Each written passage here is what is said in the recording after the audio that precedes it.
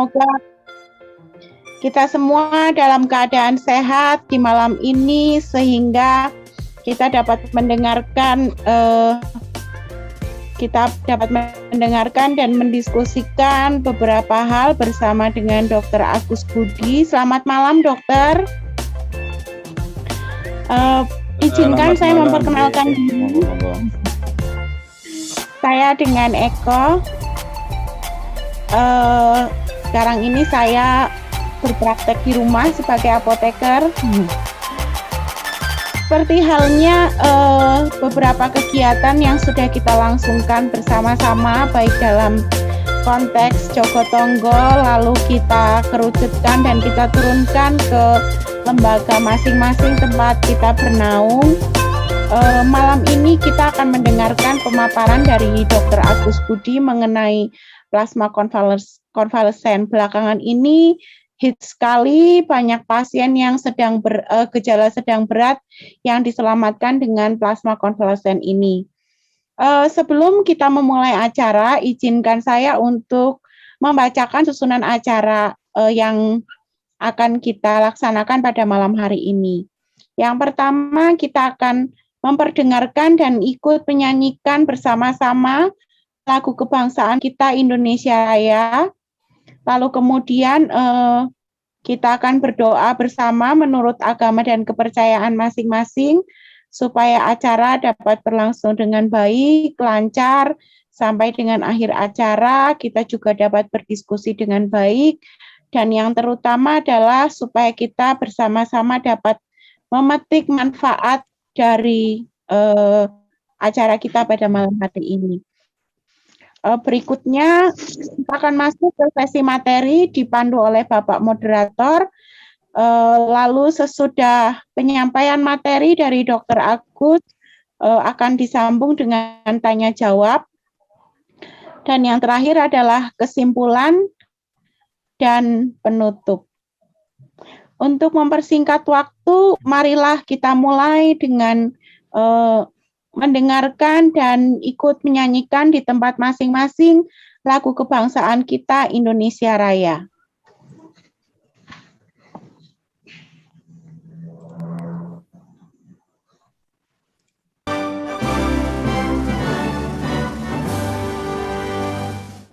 Indonesia tanah airku, tanah tumpah di sanalah aku berdiri, dipandu ibuku. Indonesia kebangsaanku, bangsa dan airku, marilah kita bersatu, Indonesia bersatu. Hiduplah tanahku, hiduplah rakyatku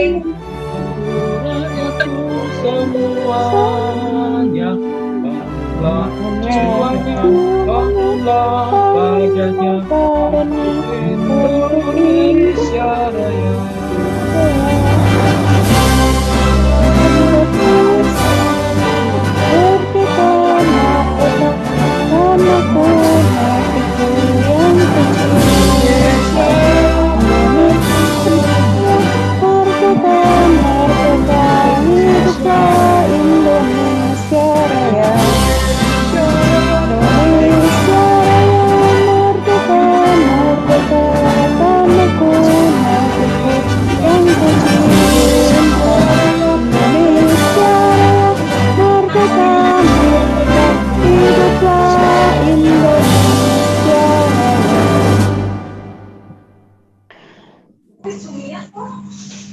Baik, terima kasih atas panduannya untuk kita menyanyikan lagu Indonesia Raya. Berikutnya kita akan memasuki acara yang kedua. Marilah kita berdoa bersama-sama menurut agama dan kepercayaan kita masing-masing supaya acara dapat berlangsung dengan baik sampai dengan akhir nanti. Berdoa mulai.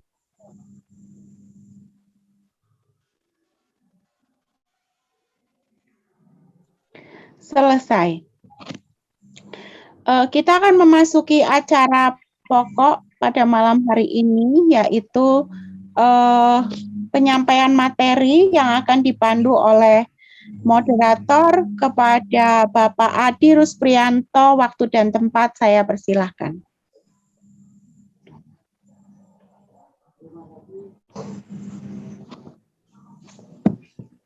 Mike, Pak. Ya, terima kasih Mbak Eko atas pengantarnya tadi. Selamat malam Bapak, Ibu, dokter, dan rekan-rekan sekalian. Pada kesempatan kita kali ini, kita akan berbicara mengenai tentang serba-serbi terkait dengan donor plasma konvalesen.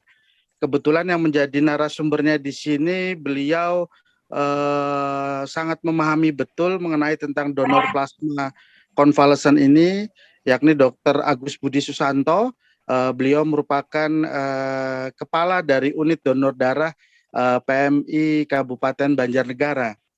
Saya pikir ini karena waktunya cukup singkat dan harapan saya kita bisa bertanya jawab nanti dengan beliau supaya apa yang kita harapkan terkait dengan donor plasma ini, khususnya untuk para penyintas pasien COVID atau mereka yang baru saja sembuh dari COVID-19 ini, dapat atau mungkin tidak ragu-ragu lagi untuk coba mendukung dan mensukseskan donor plasma konvalesen ini.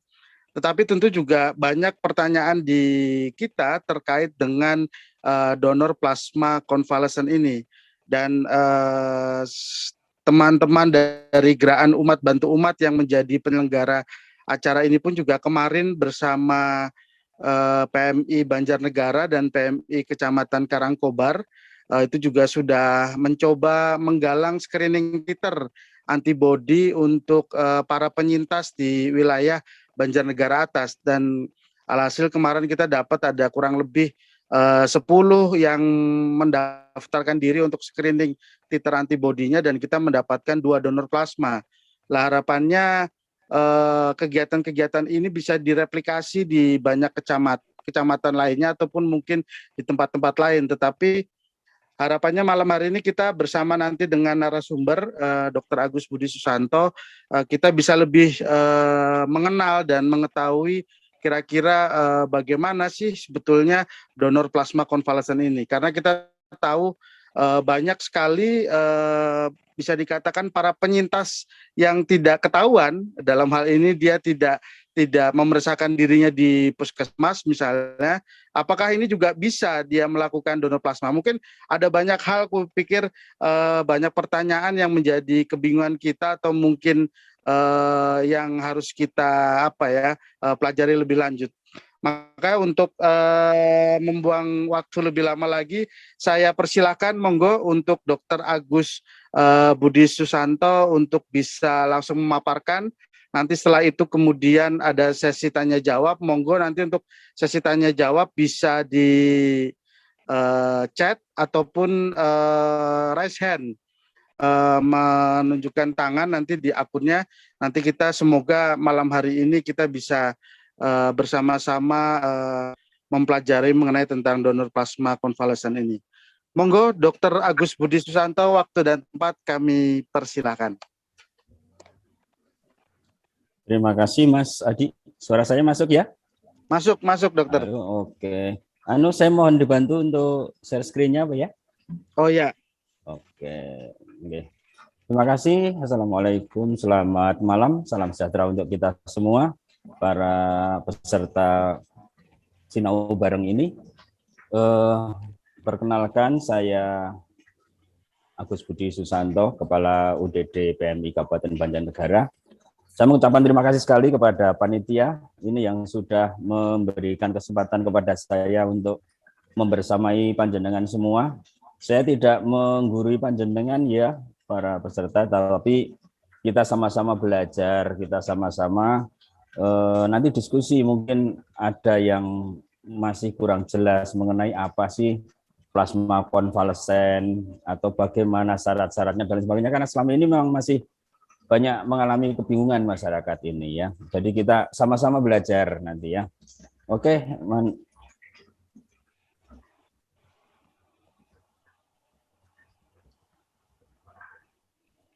Monggo sebentar. Operatornya minta tolong. Ya, ini ya. Sebentar. Oke.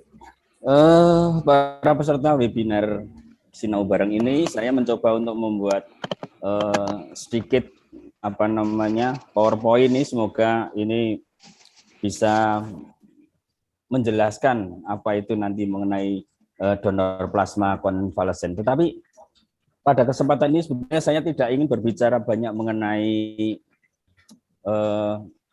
terapi plasma konvalesennya, tetapi lebih mengarah kepada bagaimana kita bisa memenuhi atau bisa mencukupi kebutuhan plasma konvalesen khususnya di wilayah Kabupaten Banjarnegara. Istilahnya strategi bagaimana pemenuhan dalam memenuhi kebutuhan plasma konvalesen. Lanjut.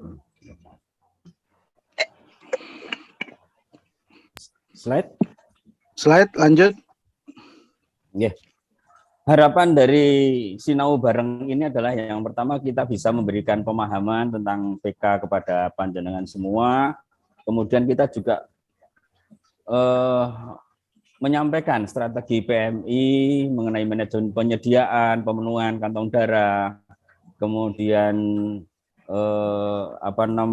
dalam hal perekrutan, karena sungguh sangat luar biasa sulitnya kita mencari pendonor plasma konvalesen, walaupun sebetulnya banyak yang antusias untuk mendonorkan, tetapi karena banyaknya syarat, banyaknya yang harus dipenuhi, maka banyak juga yang tidak lolos untuk donor plasma konvalesen. Ya, lanjut ya. Yang ingin kita sampaikan, yang pertama nanti ada pendahuluan, kemudian pelayanan darah oleh PMI, kemudian mengenai pandemi COVID-19, kemudian apa itu plasma konvalesen, kemudian strategi pengadaan plasma konvalesen, rekrutmen dan seleksi pendonor plasma konvalesen, kemudian kita ingin menyampaikan sedikit mengenai yang sudah kita laksanakan di UDD PMI Banjarnegara atau bahkan di Kabupaten Banjarnegara itu seperti apa pelayanan plasma konvalesen, kemudian penutup. Lanjut.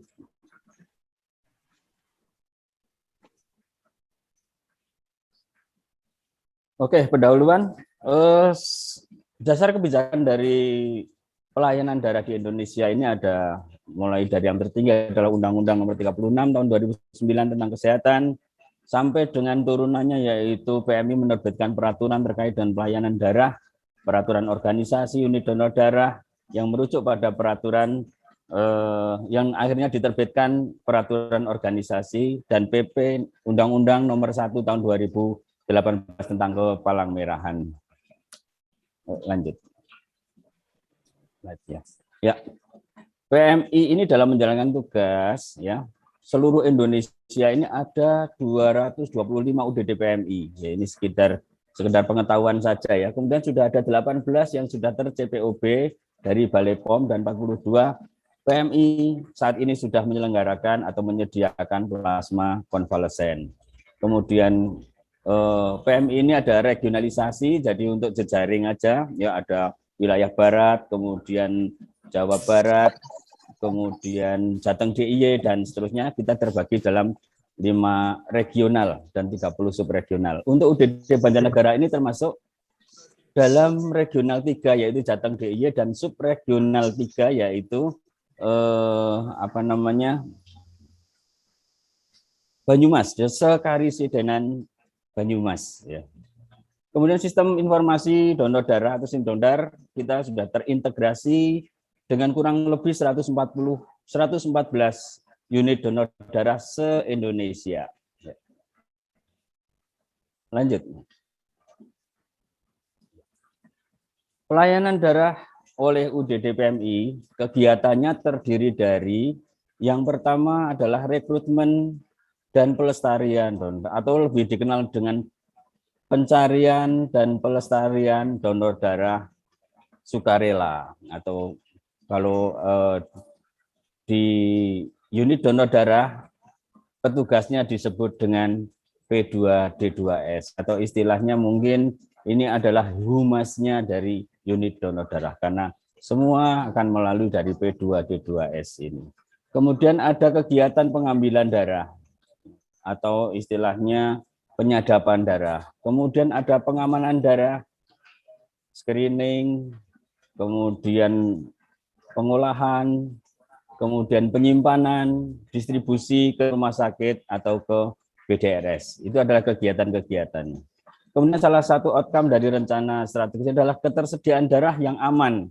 Jadi kita ini intinya atau utamanya adalah kita menyediakan ketersediaan darah yang aman, yang terjangkau, yang berkualitas di seluruh PMI di Indonesia. Jadi tidak ada yang beda dalam hal mutu dan lain sebagainya. Kita sama semuanya.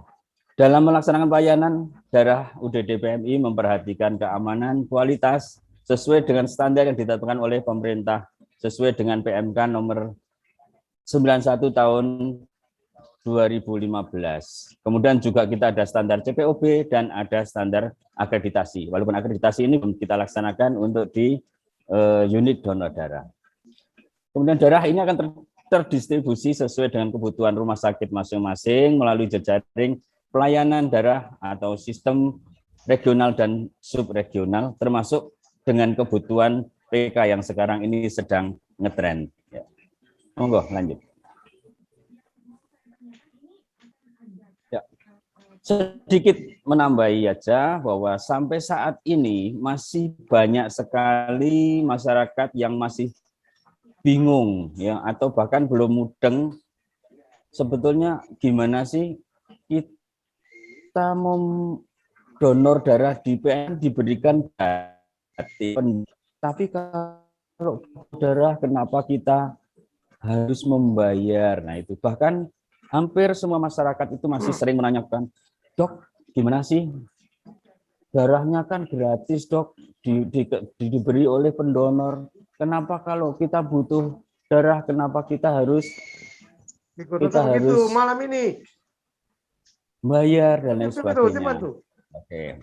Ini adalah perincian yang dinamakan dengan biaya pengganti pengolahan darah atau disingkat dengan BPPD ya, BPPD, biaya pengganti pengolahan darah. Di dalamnya ini sudah ada rincian yang sangat-sangat jelas bahwa biaya yang dikeluarkan oleh pasien itu bukan untuk membeli darah. Ya. Sekali lagi bahwa PMI juga tidak menjual darah. Ya. Darah, komponen darah ini diperoleh dan diberikan kepada pasien secara gratis. Ya, secara gratis. Hanya saja dalam pengolahan mulai dari rekrutmen, mulai dari seleksi, mulai dari pengolahan dan lain sebagainya ini membutuhkan biaya atau dinamakan dengan service cost. Itulah yang harus dibebankan kepada pasien. Setiap kantong ini ditentukan oleh PMI pusat sebesar 360.000 untuk darah biasa. 360.000 ini sudah berlaku sejak tanggal 1 Juli tahun 2014. Sudah hampir 7 tahun lebih belum pernah ada penyesuaian. Padahal selama ini harga-harga reagen, kemudian bahan habis pakai, kantong darah, dan lain sebagainya mengalami peningkatan, mengalami penyesuaian yang sungguh sangat luar biasa. Tetapi sampai dengan saat ini biaya pengganti pengolahan darah masih tetap menggunakan ketentuan yang lama yang ditetapkan tanggal 1 Juli tahun 2014. Ya. Seandainya dihitung-hitung, mungkin sekarang ini sudah sangat tidak nutup, sangat secara service cost, hitung-hitungan unit cost ini sudah sangat tidak nutup karena hanya unit donor darah yang mempunyai produksi yang besar saja di atas 12.000 per tahun itu yang akan menutup dalam hal biaya operasional. Untuk UGD kecil yang di bawah itu saya kira sungguh-sungguh sangat berat. Jadi sekedar untuk pengetahuan saja agar masyarakat juga jadi priwe toh darahnya dari pendonor gratis kok. PMI membebani kepada pasien sampai dengan 360.000 per kantong. Itulah ya. Jadi bukan membeli darah, tetapi adalah untuk mengganti biaya pengolahan darah. Mungkin panjenengan semua sebagai para relawan kemanusiaan, sebagai para pentolan tokoh-tokoh masyarakat dan lain sebagainya, juga ikut membantu memberikan penjelasan kepada masyarakat apabila ada pertanyaan-pertanyaan seperti ini lagi. Lanjut, Mas. Ya. Itu sedikit mengenai kegiatan pelayanan darah di PMI secara umum. Sekarang masuk ke pandemi COVID ya. Pandemi COVID-19 ini sudah ditetapkan oleh WHO sejak Maret tahun 2020, sudah hampir 1,5 tahun masih saja anget beritanya, dan sudah menjangkiti hampir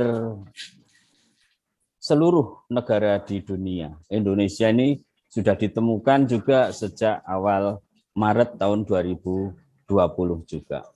Sampai saat ini belum ditetapkan protokol terapi yang baku mengenai pengobatan COVID. Jadi sampai saat ini belum ada terapi baku mengenai COVID-19, walaupun memang ada panduan.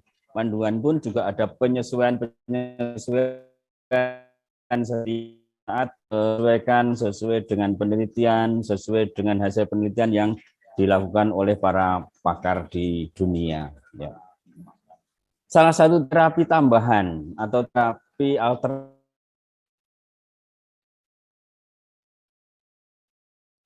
adalah dengan menggunakan dan memberikan plasma dari pasien yang sudah sembuh atau disebut dengan plasma konvalesen. Ya. Jadi plasma konvalesen itu adalah plasma yang diambil dari pasien yang sudah sembuh oleh COVID-19 atau disebut dengan penyintas yang masih mengandung antibodi COVID-19 dan diharapkan dapat bereaksi atau menetralisir antigen virus COVID-19 yang ada pada pasien.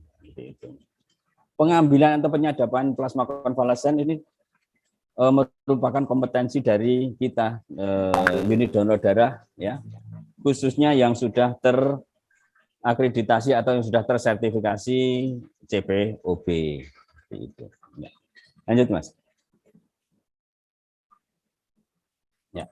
Ini gambaran ilustrasinya saja, ya, bahwa seorang yang sakit kemudian sudah mengalami recovery atau penyembuhan, ya, di dalam tubuhnya masih ada antibodi yang cukup kuat, dan antibodi ini diharapkan bisa membantu menetralisir virus COVID-19 yang ada di dalam pasien yang masih sakit. Ya. Jadi kalau secara awam atau secara bodohnya, bahwa orang yang sudah sembuh dari COVID-19 ya, ini mempunyai tentara, ya, mempunyai tentara. Antibodi itu adalah tentara yang berguna untuk membunuh antigen virus COVID-19 yang ada dalam tubuh pasien. Ya. Dalam hal pasien yang mempunyai imunitas yang kuat atau daya tahannya bagus, sebetulnya antibodi ini bisa terbentuk dengan sendirinya dan mampu melawan virus yang masuk. Tetapi pada kondisi-kondisi tertentu, maka antibodi yang ada di dalam pasien ini tidak terbentuk dengan baik, sehingga membutuhkan bantuan antibodi atau bantuan tentara dari luar. Nah, plasma konvalesen ini adalah ibaratnya bahwa dia adalah tentara yang sudah siap untuk perang terhadap virus COVID-19 yang menyerang pasien-pasien yang mempunyai imunitas yang kurang bagus atau rendah, seperti itu. Ya. Sumber plasma konvalesen ini dari pendonor, tidak bisa dibuat secara sintetis karena darah selama ini sampai dengan saat ini belum bisa dibuat sintetisnya. Jadi mau tidak mau tetap harus diambil dari darah manusia baik yang dinamakan dengan pendonor ya. Untuk pasca imunisasi dengan titer tinggi nanti ada nanti untuk diskusi kita aja karena masih banyak juga yang saya habis vaksinasi mesti kalau di tes titer antibodinya pasti tinggi dan bolehkah kita donor dan lain sebagainya ya, nanti kita diskusi lagi ya. Darah yang diambil adalah darah yang lengkap, kemudian diolah menjadi sel darah merah pekat dan plasma. Sedangkan kalau menggunakan metode aferesis, maka plasma yang diambil adalah plasma yang sudah disaring oleh alat yang sehingga darah plasma atau yang diambil adalah hanya berupa plasma saja sehingga sel-selnya bisa dikembalikan ke dalam tubuh pendonor lagi. Kita untuk Kabupaten Banjarnegara ini menggunakan metode plasma konvensional karena kita belum mempunyai alat aferesis. Lanjut Mas. Manajemen klinis COVID-19 sampai saat ini tadi sudah saya katakan bahwa belum ada terapi definitif untuk COVID-19. Seperti ada seorang dokter yang menjadi public figure itu mengatakan sampai saat ini ora ono obat virus COVID, obat COVID itu ora ono, obat COVID ya makan masker, makan dan lain sebagainya itu ya. Jadi memang sampai saat ini terapi definitif belum ada ya. Terapi yang saat ini digunakan atau dipakai itu tujuannya untuk menghambat perjalanan penyakit berdasarkan patogenet dan patofisiologi yang mungkin terjadi ya. Jadi sampai saat ini pun masih tetap dilakukan riset penelitian dan lain sebagainya sehingga perubahan selalu terjadi dalam hal prosedur penanganan COVID-19. Pada awalnya dulu mungkin pernah ada kita dengar menggunakan kloroquine, menggunakan macam-macam obat, ada yang obat cacing dan lain sebagainya itu ramai juga setiap nanti akan kita bahas di slide berikutnya. Lanjut. Nah, ini adalah ringkasan terapi obat-obatan pada COVID-19 ya, yang sampai saat ini masih dipakai ya. Untuk yang tanpa gejala dan gejala ringan ya, kita cukup menggunakan vitamin sebetulnya ya, menggunakan vitamin. Kemudian mungkin dipertimbangkan juga dengan antivirus ya. Kemudian untuk yang bergejala sedang kita butuh vitamin, butuh antivirus, kemudian juga mungkin dipertimbangkan dengan obat-obat lain seperti antikoagulan dan lain sebagainya. Untuk yang berat dan kritis ya, inilah yang menjadi peluang untuk diberikannya terapi plasma konvalesen. Jadi plasma konvalesen itu tidak direkomendasikan kepada penderita COVID-19 yang tanpa gejala atau gejala ringan bahkan dengan gejala sedang, tetapi hanya diberikan pada penderita COVID-19 dengan gejala berat dan kritis, itu pun masih menjadi pertimbangan. Jadi tidak satu-satunya terapi alternatif adalah plasma konvalesen. Karena ada beberapa obat lain yang menjadi terapi alternatif ya. Sekarang ini juga sedang ramai, ada yang namanya sekretome, bahkan ada sampai dengan ke stem cell ya, seperti itu. Lanjut Mas. Ya. Plasma konvalesen. Apa itu plasma konvalesen? Plasma konvalesen ini merupakan terapi tambahan, bukan terapi utama. Sekali lagi bahwa terapi definitif untuk COVID-19 ini sampai sekarang belum ada. Bahkan plasma konvalesen pun sampai sekarang ini hanya terapi tambahan yang menjadi pertimbangan atau yang dapat dipertimbangkan untuk diberikan pada pasien dengan gejala berat bahkan yang gejala kritis ya. Jadi dan sampai saat ini memang diperbolehkan, tidak ada yang melarang, baik otoritas kesehatan dunia, tidak ada yang melarang tentang pemberian plasma konvalesen kepada penderita ini, termasuk di Indonesia. Dibolehkan statusnya ya. Kemudian sampai saat ini juga sebetulnya masih dalam tahap uji klinis, sekali lagi sampai saat ini masih dalam konteks tahap uji klinis untuk dapat diberikan data, jadi tetap semua yang diberikan itu nanti akan tercatat, baik keberhasilan maupun kegagalan dan lain sebagainya, sehingga akan menjadi data bagi lembaga yang berkepentingan. Untuk pengambilan plasma konvalesen memang harus merujuk pada petunjuk teknis yang sudah ditetapkan, bahkan UDD PMI Pusat pun sudah memberikan panduan kepada kita semua dalam hal penyediaan plasma konvalesen. Ya, lanjut. Nah, penggunaan plasma konvalesen, ya, penggunaan ini sebagai terapi tambahan, sekali lagi sebagai terapi tambahan, ya, dan masih dalam uji klinis, bukan terapi definitif, sekali lagi, ya. Seiring dengan banyaknya informasi, mungkin testimoni dari masyarakat dan lain sebagainya, setelah diberikan plasma konvalesen, alhamdulillah membaik kondisinya, yang tadinya kritis bisa pulih dan lain sebagainya, sehingga menyebabkan kebutuhan plasma di rumah sakit ini menjadi meningkat karena banyak sekali akhirnya permintaan plasma konvalesen, sehingga hal ini berkaitan juga nantinya dengan penyediaan plasma konvalesen oleh PMI karena penyedia plasma konvalesen sampai saat ini memang hanya dari PMI di seluruh Indonesia saja. Kemudian tugas dan fungsi UDD PMI adalah sebagai penyedia plasma. Kita sebagai penyedia plasma, sedangkan pengguna adalah para klinisi yang ada di rumah sakit.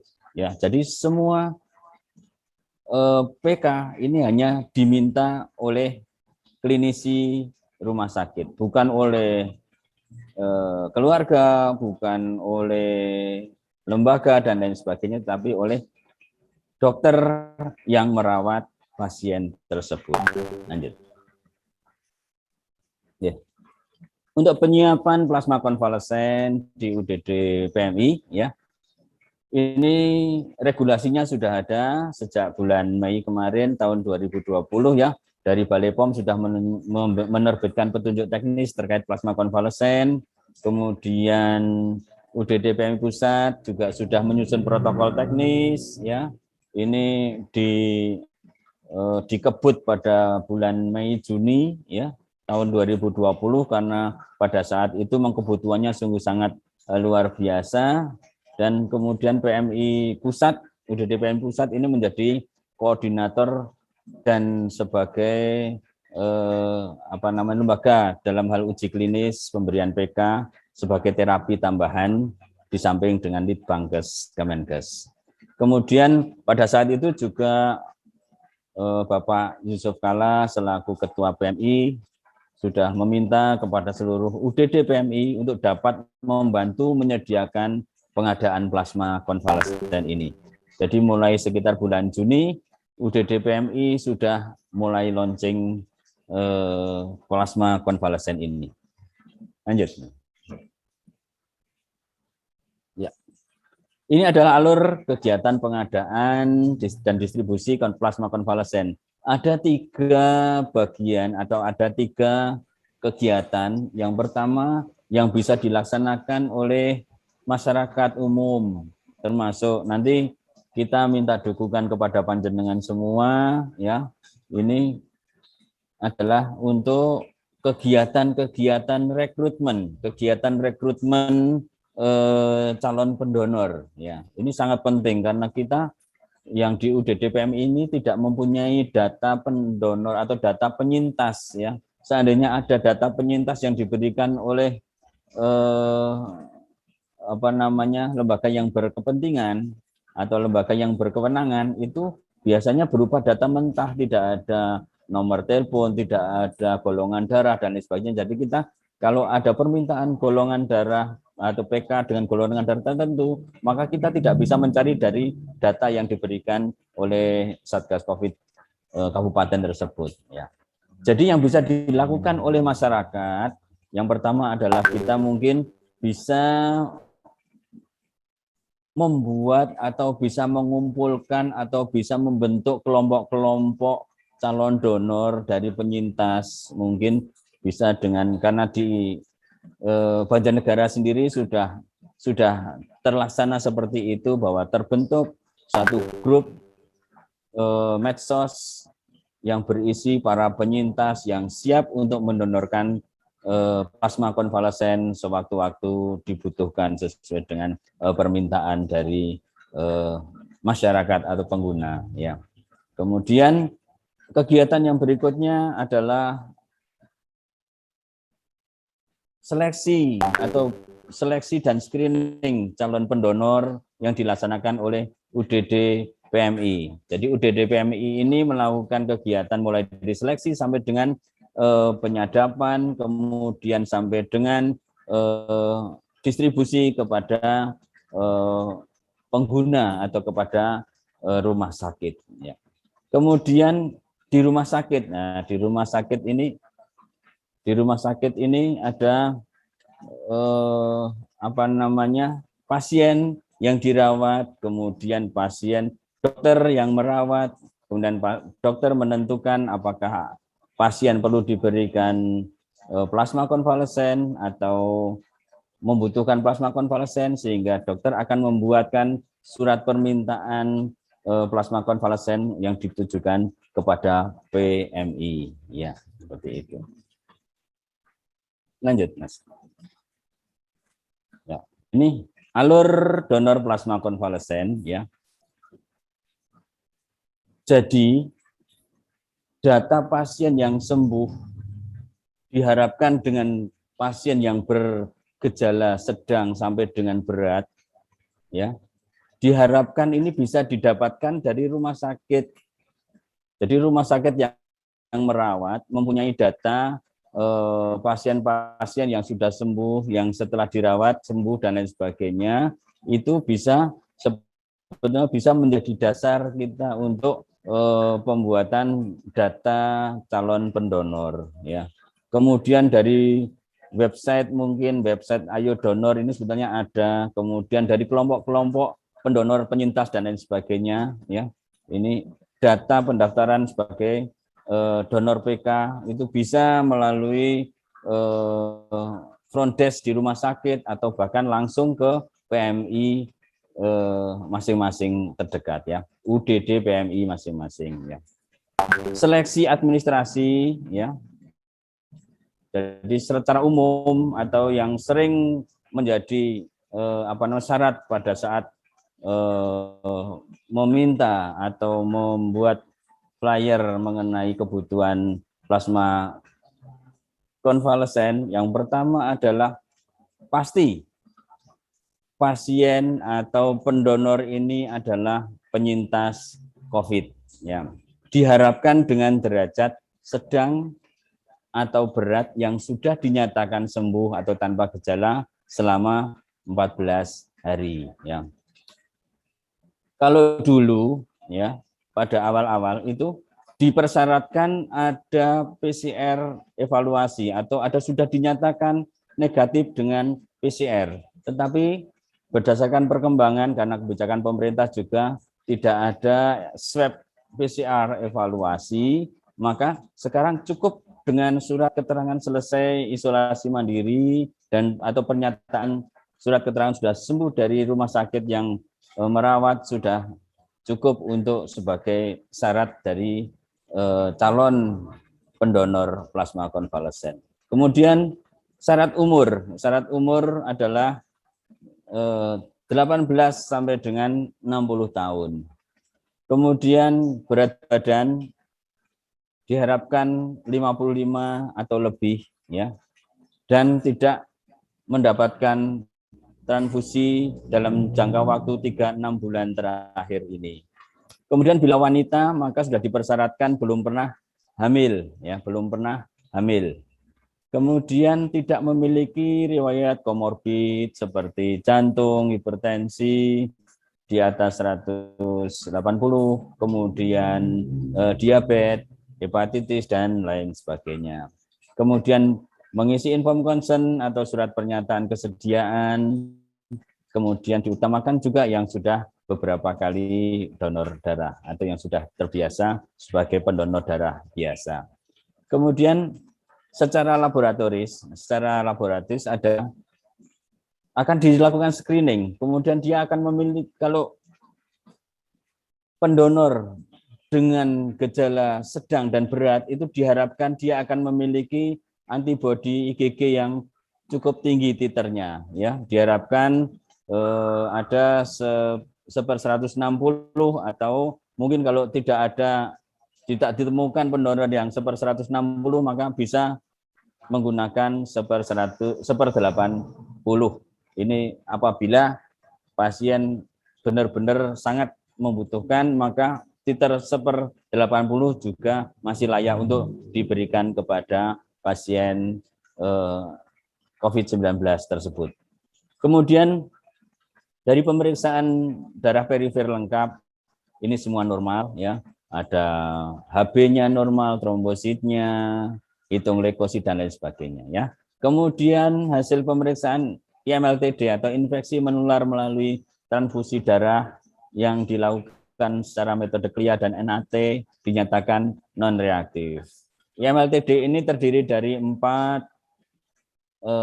penyakit yang diperiksa. Yang pertama adalah hepatitis B, selanjutnya hepatitis C, kemudian sifilis dan HIV/AIDS. Ya. Ini dilakukan secara metode CLIA minimal. Ya. Kemudian hasil screening antibodi golongan darahnya negatif, ini bisa dilakukan. Kemudian bila wanita, nah ini tadi yang sudah saya sampaikan, ini belum pernah hamil karena berkaitan dengan HLA atau human leukocyte antigen. Ya. Kemudian memenuhi persyaratan seperti donor yang lain-lain ya, standar syaratan donor dengan berat badan minimal 55 kg. Ya. Lanjut. Pengambilan dan pengolahan plasma konvalesen, donor yang telah memenuhi syarat, kemudian akan dilakukan penyadapan, ya, bisa dilakukan sehari sebelumnya atau bisa dilakukan pada hari itu juga, ya. Ada 2 metode yang digunakan. Yang pertama adalah metode yang disebut dengan metode aferesis.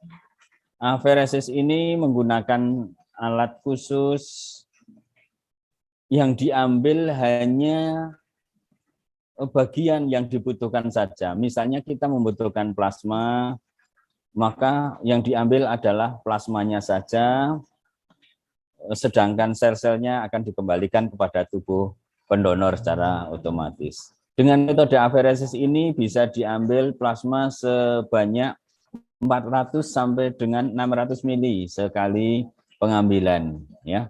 Kemudian akan dipisahkan secara tertutup atau dibagi menjadi masing-masing 200 mili per kantong, ya. Kelebihan dari metode aferesis ini yang pertama adalah praktis, kemudian bisa diambil cukup banyak, yaitu 400 sampai 600 mili dalam sekali pengambilan, dan jarak donor dengan donor selanjutnya cukup singkat, yaitu 2 minggu setelah donor bisa donor ulang. Walaupun pada Permenkes tahun nomor 51 tahun 2015 tetap ada batas maksimalnya, yaitu pada pengambilan plasma untuk walaupun jaraknya 2 minggu, tapi per tahun tidak boleh melebihi dari 26 kali donor. Gitu. Sedangkan metode yang lain yaitu secara konvensional, yaitu kita menggunakan kantong 400 ml dengan leukodepleted atau leukofilter, dan dari 450 ini akan diproses dan menghasilkan 200 ml plasma atau satu kantong. Ya. Untuk penggunaan plasma ini pada umumnya adalah diberikan per pasien itu 400 ml atau sesuai dengan kebutuhan, biasanya diberikan 400 ml, maka akan dibutuhkan 2 kantong plasma per pasien. Jadi ada kelemahan dari cara konvensional ini, yaitu bahwa karena yang diperoleh dari satu pendonor hanya 1 kantong, maka untuk mencukupi 1 pasien, maka dibutuhkan 2 pendonor plasma konvalesen. Ya. Dari 2 pendonor ini, maka ada kelemahan lagi, yaitu bahwa 1 pasien akan menerima protein asing dari pendonor dari lebih banyak orang, yaitu dari 2 pendonor. Sedangkan dengan metode aferesis ini biasanya bisa diperoleh 1 pasien dengan 1 pendonor saja.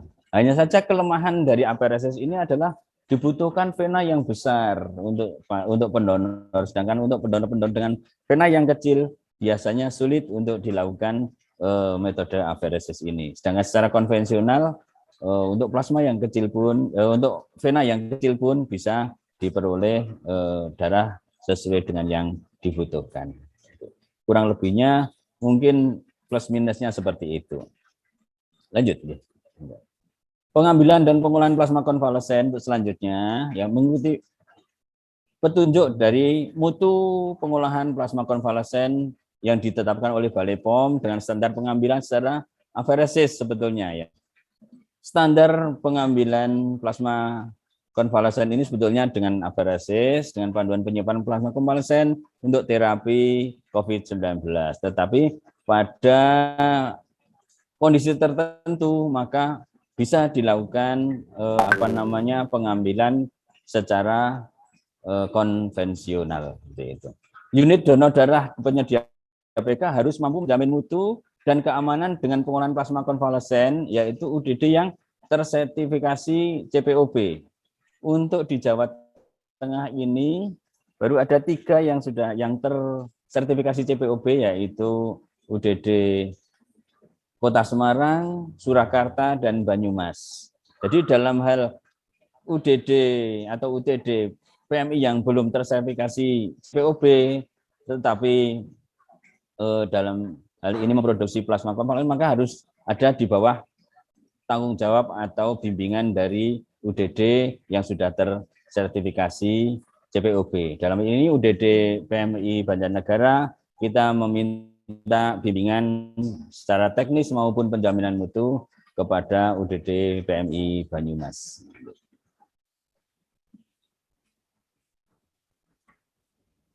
Lanjut, Mas. Ya. Nah, ini tadi yang jadi bahan pertanyaan. Kalau yang OTG dan pasca imunisasi bagaimana ya gitu. Banyak sekali ya. Kadang-kadang wah ini karena nggak ada yang mau donor, ini saya kemarin dinyatakan positif walaupun tanpa gejala dan sebagainya.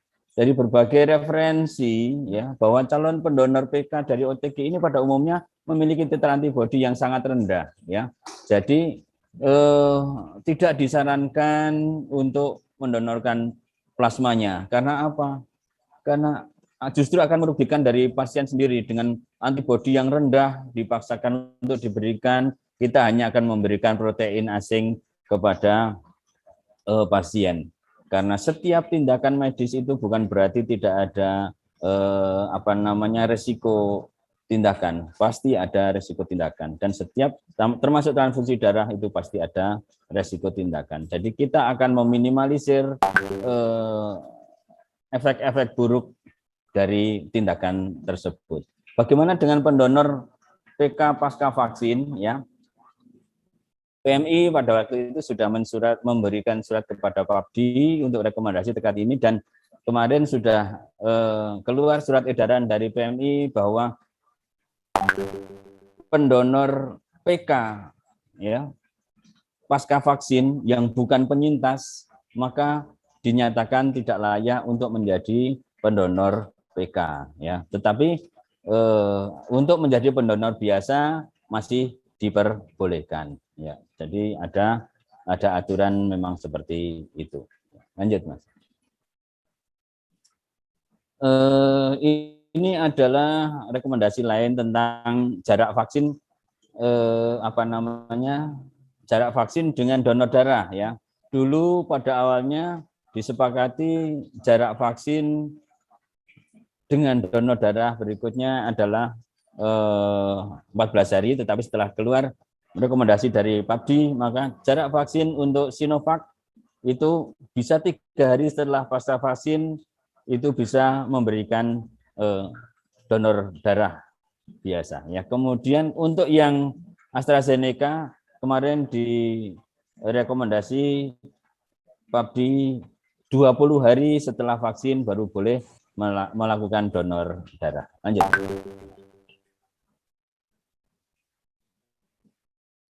Ini adalah beberapa penyakit yang ditolak untuk melakukan donor, ya, banyak sekali sebetulnya, ini hanya beberapa saja. Ada yang ditolak selamanya, ada yang ditolak beberapa saat, ada yang diterima apabila kondisinya sudah membaik. Nanti bisa dibaca-baca sendiri karena materi ini sudah saya berikan kepada panitia. Nanti monggo lanjut aja. Ya, ini lanjut juga, enggak apa-apa. Ini sama dengan yang tadi. Ya, ini adalah surat edaran dari pengurus pusat PMI tentang donor darah dan vaksinasi yang sudah saya sampaikan tadi, bahwa pendonor OTG kemudian pasca vaksin ini dinyatakan tidak layak untuk menjadi pendonor PK. Lanjut aja. Enggak apa-apa. Ini distribusi plasma konvalesen, ya. Jadi sekali lagi bahwa plasma konvalesen ini bukan terapi definitif, tapi merupakan terapi penunjang atau bahkan terapi alternatif, ya. Ya. Kemudian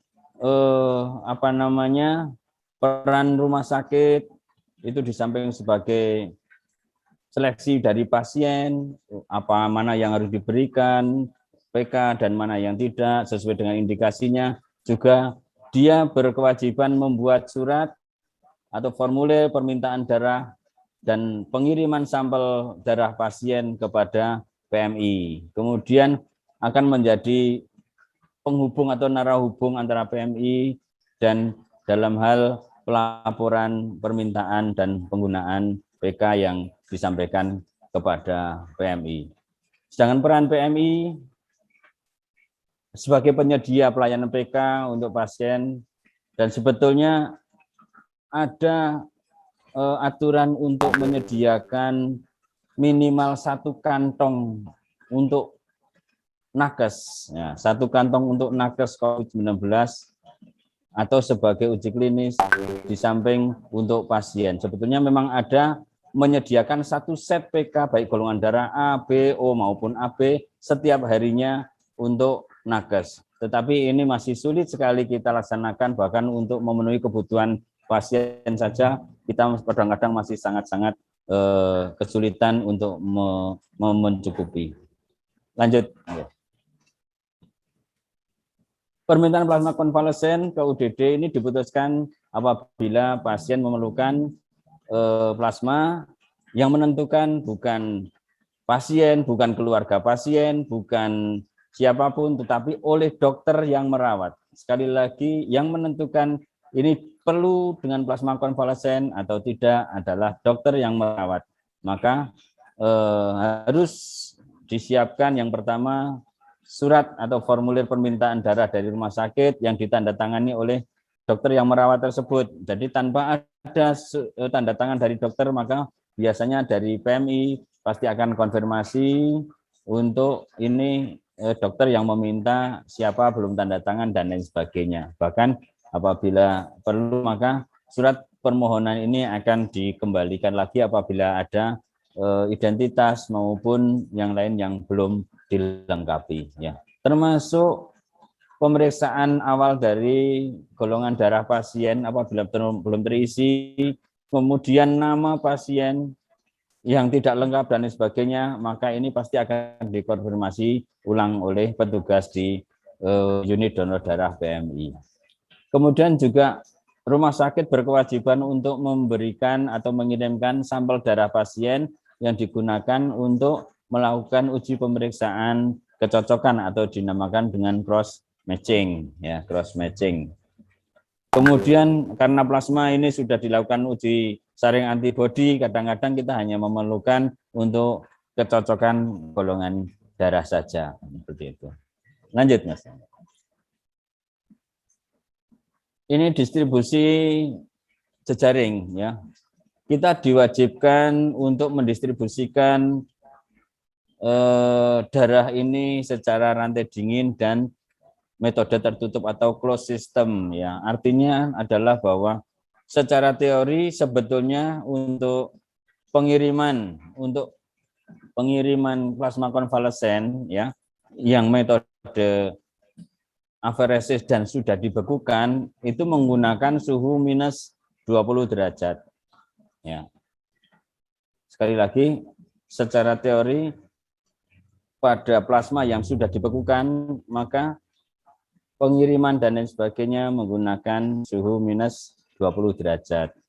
Dan dilakukan oleh petugas, tidak boleh melibatkan pasien atau keluarga pasien karena tujuannya agar terjaga mutu dengan cara suhu, penjaminan suhu untuk tetap stabil, ya. Tetapi pada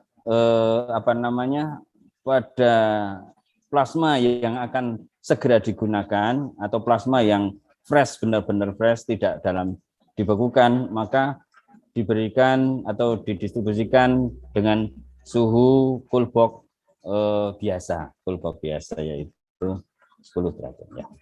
Apabila memungkinkan, maka plasma ini misalnya dari UDD PMI lain, misalnya ini bisa ditransfusikan di daerah lain, ya. Bahkan kita selama ini juga ambil dari Banyumas, kemudian UDD atau rumah sakit lain juga ada ambil dari kita dan lain sebagainya. Jadi tidak harus bahwa plasma yang dihasilkan di Banjarnegara untuk Banjarnegara dan lain sebagainya. Tetapi dengan catatan bahwa sistem informasi data atau alur atau perjalanan dari kantong darah itu bisa terlacak, bisa tertelusur dengan baik sampai dengan ke penggunaan atau sampai dengan ke pengguna dan terlaporkan dengan baik. Ya, lanjut. Untuk komitmen UDD PMI bahwa PMI ini menyediakan mereka untuk kebutuhan penelitian uji dan sebagai terapi, ya, sebagai terapi tambahan COVID-19. Kita juga PMI berkomitmen untuk memenuhi permintaan PK dari rumah sakit, ya, sesuai dengan surat permintaan untuk pasien COVID-19. Kemudian UDPMI sebagai penyedia PK selalu berusaha. Nah, ini yang belum bisa kita laksanakan sampai saat ini karena kebutuhan untuk pasien sendiri yang masih belum tercukupi. Lanjut.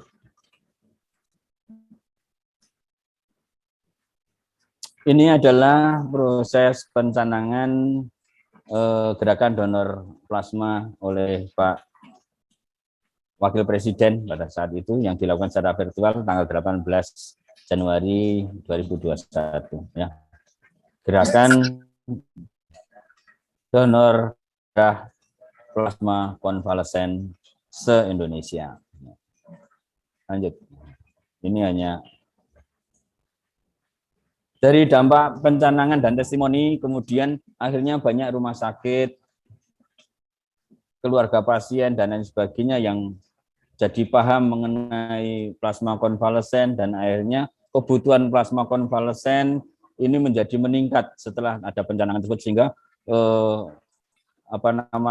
permintaan plasma konvalesen kepada PMI menjadi sangat-sangat meningkat pada saat itu. Sehingga tugas UDD PMI sebagai penyedia PK ini juga diberi tugas untuk mengedukasi masyarakat terkait dengan pertanyaan masyarakat mengenai ketersediaan PK, kemudian permintaan PK, stok PK, dan lain sebagainya.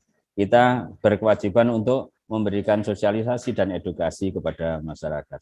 Kemudian kita juga melibatkan masyarakat, komunitas-komunitas seperti panjenengan semua ini yang sedang melaksanakan webinar untuk sosialisasi kepada penyintas yang sembuh dari COVID untuk diajak menjadi calon pendonor PK. Sampai saat ini belum semua penyintas sadar atau menyadari bahwa darahnya sebetulnya sangat-sangat berguna bagi pasien lain yang masih membutuhkan, karena dia sebagai penyintas atau sebagai pasien yang sudah sembuh dari COVID, sebetulnya dia mempunyai potensi dengan adanya antibodi yang tinggi pada plasmanya. Lanjut. Nah, ini peningkatan penggunaan PK aja ya. Jadi pada tadi sudah saya sampaikan bahwa berdasarkan banyak sekali informasi mulai dari pasien, rumah sakit, dan lain sebagainya yang sudah menggunakan PK dan ternyata keberhasilannya lumayan bagus ya, maka akhirnya banyaklah rumah sakit yang menggunakan PK sebagai terapi alternatif COVID-19 ya. Kemudian menindaklanjuti surat dari Kemenkes bahwa PP PMI bersurat kepada UDD PMI seluruh Indonesia sebagai penyedia plasma, maka kita juga didukung atau kita juga diharapkan untuk selalu update data kepada UDD PMI pusat mengenai apa yang sudah kita laksanakan terkait dengan dukungan penyediaan plasma konvalesen ini ya. Dari rakor UDD PMI penyedia PK tanggal 4 Januari 2020, maka PMI UDD PMI sebagai penyedia PK ini maka sanggup mendukung pelaksanaan kegiatan peningkatan dengan cara memanfaatkan jejaring ya. Kita juga membuat jejaring, di samping memanfaatkan jejaring yang sudah ada juga kita membuat jejaring baik penyediaan maupun distribusi darah berdasarkan regionalisasi PMI yang sudah saya sampaikan di awal tadi. Lanjut, Mas. Ini flyer aja, contoh aja yang sebagai media untuk informasi kepada masyarakat. Lanjut. Ini juga contoh front desk yang diharapkan ada di setiap UDD PMI ya, mengenai apa itu plasma konvalesen, apa itu syaratnya, alurnya bagaimana, agar masyarakat jadi paham saya harus bagaimana, saya harus kemana, dan lain sebagainya. Ya, contoh-contoh aja. Lanjut, Mas. Nah, bagaimana di Banjarnegara ya? Di Banjarnegara ya, seperti saya katakan tadi bahwa kegiatan penyediaan plasma konvalesen ini ada 3 bagian. Yang pertama pada publik atau masyarakat umum ya. Di Banjarnegara ini tingkat kepedulian dan kontribusi sebagian masyarakat sudah sangat tinggi, termasuk panjenengan semua dari kelompok umat untuk umat ini yang sudah kemarin sampai sore ya, mengadakan kegiatan donor darah dan ada screening untuk plasma konvalesen. Alhamdulillah ya, sudah sangat kita apresiasi ya, bagus sekali panjenengan semua sebagai inisiator juga ya Bahkan inisiatif untuk membuat kelompok donor PK yang tergabung dalam grup medsos, ya, grup WA dan lain sebagainya, kemudian Facebook dan lain sebagainya, ini juga sangat membantu kita dalam jejaring data pendonor, data calon pendonor dan lain sebagainya. Bahkan saya juga dalam grup plasma konvalesen sangat salut bahwa malam hari pun ada calon pendonor yang siap untuk screening. Bahkan ada suatu saat jam 2 malam ada yang datang ke PMI untuk melakukan screening dan paginya jam 9 datang lagi untuk dilakukan penyadapan. Sungguh sangat luar biasa panjenengan semua sebagai relawan kemanusiaan. Di UDD PMI sendiri, ya, UDD PMI Kabupaten Banjarnegara sebagai penyangga. Sebenarnya kita sebagai penyangga apabila UDD pembina, ya dalam hal ini UDD PMI Banyumas mengalami kesulitan atau keterlambatan dalam hal penyediaan stok. Ya. Kemudian UDD PMI Kabupaten Banjarnegara memfasilitasi kegiatan seleksi awal, screening antibodi dan IMLTD atau infeksi menular lewat transfusi darah. Kemudian pada kondisi tertentu UDD PMI juga melaksanakan pemrosesan atau pembuatan PK, ya, di bawah bimbingan secara teknis dan penjaminan mutu oleh UDD pembina, QC-nya oleh UDD pembina. Kemudian metode yang digunakan, kita masih menggunakan metode konvensional dengan segala keterbatasan kita karena kita tidak mempunyai alat aferesis. Alat aferesis ini harganya sungguh sangat mahal, ya, kita belum mampu untuk pengadaan, belum mampu membelinya karena lebih dari 1M harganya. Ya. Kalau kita melakukan kerjasama organisasi, kita diberi target, padahal kita produksi kita tidak terlalu banyak sehingga kita akan kesulitan untuk memperoleh target tersebut. Kemudian screening antibodi yang kita gunakan itu sudah kualitatif dan kuantitatif dengan metode CLIA, ada semiluminescent, ya. Kemudian screening IMLTD juga menggunakan CLIA, ya.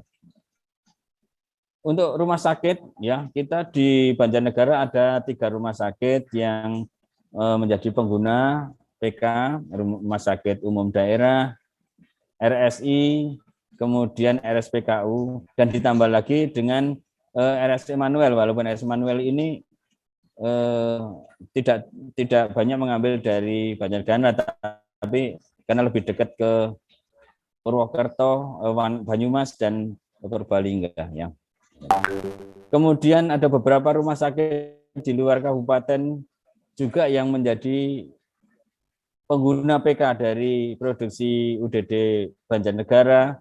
Ya, kita pernah menerima permintaan dari RSI Wonosobo, kita juga kemarin mengirimkan ke Harapan Ibu di Purbalingga dan lain sebagainya, ya. Kemudian juga rumah sakit juga ikut aktif dalam hal mencarikan calon pendonor plasma konvalesen.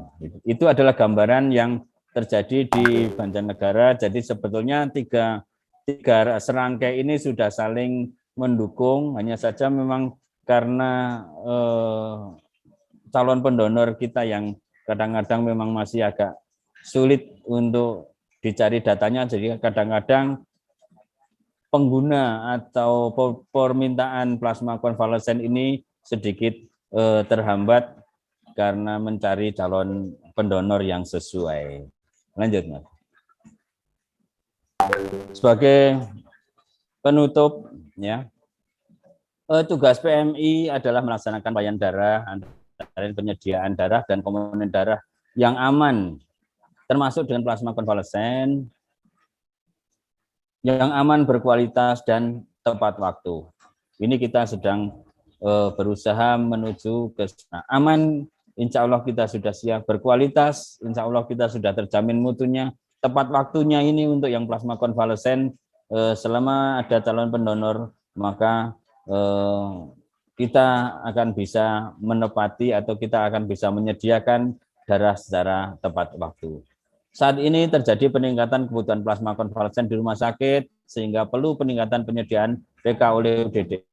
Untuk tren memang fluktuatif, kadang tinggi sekali, suatu saat akan menurun dan lain sebagainya. Tetapi kita tetap harus waspada untuk penyediaan, minimal adalah penyediaan stok calon pendonor, data calon pendonor yang siap untuk mendonorkan darah sewaktu-waktu dibutuhkan. Ini sangat penting sekali. Kemudian PMI harus ikut berperan serta dalam memberikan informasi dan edukasi kepada lintas sektoral, ada rumah sakit, dinkes Pemda dan lain sebagainya, kepada masyarakat, komunitas, dan lain akan menjadi pendonor. Ini yang sangat-sangat krusial ya. Kadang-kadang selama ini pendonor-pendonor kita ini memang masih sangat terbatas komunitasnya, sehingga belum semua masyarakat bisa memahami dan bisa mau menjadi calon pendonor PK. Kemudian adanya ketersediaan dan permintaan PK yang sesuai yang bisa kita layani oleh PMI. Habis sembuh COVID, maka jadilah pendonor plasma konvalesen, atau ada yang mengatakan dari mantan jadilah pahlawan. Donor plasma konvalesen bisa menyelamatkan sesama, bisa menyelamatkan bangsa Indonesia.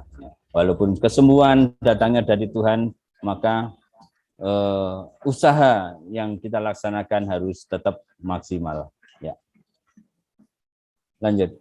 Ini adalah sedikit tentang BPPD, tapi BPPD mengenai plasma konvalesen ini yang ditetapkan tanggal 31 Maret tahun 2021 oleh Pengurus Pusat Palang Merah Indonesia. Memang kalau dilihat dari angkanya cukup mahal ya, bahkan yang metode konvensional ternyata setelah kita rinci juga ternyata loh tibane jebule lebih mahal daripada yang metode aferesis. Sebenarnya hanya selisihnya pada penyediaan kantong 450 ml saja. Kalau yang lain-lain semua sama. Tapi memang itulah biaya atau biaya operasional yang harus kita tanggung dan harus dibebankan kepada pengguna. Dalam hal ini penderita COVID-19 yang membutuhkan plasma konvalesen ya. Itulah yang mungkin bisa sedikit sebagai gambaran awal mengenai plasma konvalesen. Mungkin kalau ada yang kurang jelas dan lain sebagainya bisa kita diskusikan bersama-sama. Apabila ada pertanyaan yang teknis mengenai plasma konvalesen yang saya tidak bisa menjawab, mungkin nanti akan saya konsultasikan kepada core of the core atau ahlinya yang ahli tentang plasma konvalesen sebagai terapi. Pada prinsipnya kita siap membantu masyarakat dalam hal penyediaan plasma konvalesen, tetapi harus tetap didukung oleh masyarakat sebagai calon pendonor, dan rumah sakit yang membutuhkan juga tetap ikut berpartisipasi dalam pemberian data penyintas COVID yang sudah sembuh. Mungkin itu Mas Adi yang bisa kita sampaikan sebagai pengantar diskusi. Mungkin kalau ada yang ditanyakan, ada yang kurang jelas, mungkin bisa ditanyakan. Monggo waktu saya kembalikan kepada moderator. Demikian. Assalamualaikum warahmatullahi wabarakatuh. Waalaikumsalam warahmatullahi wabarakatuh. Ya, terima kasih dokter atas presentasinya. Aku pikir ada beberapa hal yang bisa kita garis bawahi bahwa banyak pertanyaan khususnya memang terkait dengan jarak vaksin dengan donor darah. Tadi juga udah disebutkan kalau untuk vaksin Sinovac bisa 3 hari setelah vaksin kita bisa mendonorkan darah kita. Kalau AstraZeneca 20 hari. Yeah. 20 hari. Itu rekomendasi dari PABD-nya seperti itu. Yeah. Betul. 20 hari. Yeah. Dan terus juga beberapa hal yang kupikir juga menjadi pengetahuan umum kita, bahwa ada 2 model yang bisa kita pakai. Untuk apresis itu berarti jarak donornya bisa lebih dekat karena 2 minggu. 2 minggu, ya bisa. Nah, 2 minggu. Selama titer antibodinya masih memenuhi syarat. Betul. Seperti Atau itu, mungkin tadi dalam setahun paling banyak 26 kali. ya, betul. Ya. Seperti Ya. itu. Dan kalau untuk konvensional ya memang untuk 2 satu pasien bulan, ya. Jarak donor. Ya, ini udah ada pertanyaan kupikir dari pertama Bapak Yohanes Dwi. Tapi sebelum itu mungkin nanti sembari kita tanya jawab, saya mohon nanti untuk para peserta bisa mengisi absen di link yang saya berikan, nanti bisa kami share untuk materi Dr. Agus Budi ini. Jadi sembari nanti kita tanya jawab, monggo bisa diisi absennya di link yang udah saya berikan di chat. Ini pertanyaan pertama dari Pak Yohanes Dwi. Jadi dia bertanya seberapa efektif donor plasma konvalesen ini, kategori pasien yang perlu donor ini seperti apa. Untuk alur kupikir nanti itu tadi juga udah sempat dijelaskan. Terus yang ketiga, apakah dimungkinkan pasien yang dirawat mandiri dilakukan donor? Apa kira-kira peran PMI? Terus ada yang keempat, peran yang diharapkan dari masyarakat terkait donor plasma. Ini kupikir tadi juga ada ya, karena ini waktunya juga ada singkat, saya mungkin sedikit memberikan clue beberapa hal terkait pertanyaan ini. Terus yang kelima nanti itu distribusi jejaring closed system itu seperti apa? Apakah plasma dibekukan itu umurnya berapa lama? Kupikir ini nanti kalau untuk Jawa Tengah lebih ke UDD Banyumas ya Pak ya. Ya. Nanti mungkin itu dulu yang bisa di pertanyaan pertama dari Pak Yohanes Dwi. Seberapa efektif donor plasma konvalesen terhadap pasien? Jadi kita tahu tadi dokter sudah mengatakan bahwa yang menentukan seorang pasien membutuhkan transfusi PK ini adalah dokter sendiri dan bukan pasien itu sendiri. Nah, kira-kira ini seberapa efektifnya dok untuk terapi plasma konvalesen ini yang tadi kita juga sudah dijelaskan bahwa ini merupakan terapi tambahan. Ya. Monggo dokter.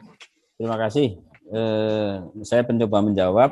Yang pertama mengenai seberapa efektif donor darah plasma konvalesen ini, tentunya untuk kesembuhan pasien ya, Jadi sekali lagi bahwa kita sampaikan bahwa COVID ini belum ada terapi definitifnya. Satu. Yang kedua, bahwa plasma konvalesen ini sampai sekarang juga merupakan terapi alternatif yang boleh atau yang dipertimbangkan pada pasien dengan kondisi berat dan kritis. Sekali lagi sekaligus menjawab kategori pasien yang perlu donor ya, bahwa pasien dengan kategori berat dan kategori kritis. Penentuan berat dan kritis ini nanti sepenuhnya menjadi hak prerogatif dari dokter yang merawat pasien ya. Karena masing-masing mungkin mempunyai ada standarnya dan ada panduannya pasti ya. Sekali lagi. Untuk seberapa efektif, sampai sekarang bahwa belum ada angka yang pasti atau riset-riset yang menyampaikan bahwa pemberian plasma konvalesen ini sekian persen akan sembuh, sekian persen tidak berhasil, dan lain sebagainya. Karena sekali lagi bahwa sampai saat ini pun terapi plasma konvalesen ini juga masih merupakan tahap uji klinis. Jadi data yang ini sedang dikumpulkan. Mungkin nanti beberapa saat setelah data terkumpul baru akan diolah oleh para ahli, kemudian baru akan muncul angka efektivitas pemberian plasma konvalesen ini. Untuk kategori tadi sudah ya, kategori pasien yang diberikan, alur ya, alur donor, bahwa seorang calon pendonor penyintas COVID-19 yang sudah dibuktikan dengan surat keterangan selesai isoman atau surat keterangan sembuh dari dokter yang merawat, maka dia akan dilakukan screening dulu, screening administrasi, screening itu ya tadi yang sudah saya sampaikan, mulai dari golongan umur penyintas, umur, berat badan dan lain sebagainya, kemudian sampai dengan kalau seandainya wanita maka dia dipersyaratkan belum pernah hamil, ya itu screening administrasi. Baru dilakukan screening laboratoris, maka akan dicek titer antibodinya apakah masih layak, masih cukup tinggi atau sudah tidak memenuhi syarat. Kemudian IMLTD atau adanya infeksi menular melalui transfusi darah itu benar-benar harus bersih. Kemudian pemeriksaan sel darah perifernya juga bagus, ada HB-nya bagus, trombositnya bagus, kandungan elektrolitnya juga bagus, normal dan lain sebagainya. Baru nanti setelah lulus dari screening semuanya itu baru akan dijadwalkan untuk dilakukan pengambilan penyadapan darah. Nah, itu adalah alurnya ya. Jadi kalau sudah lulus screening laboratoris maka baru akan dilakukan penyadapan darah ya.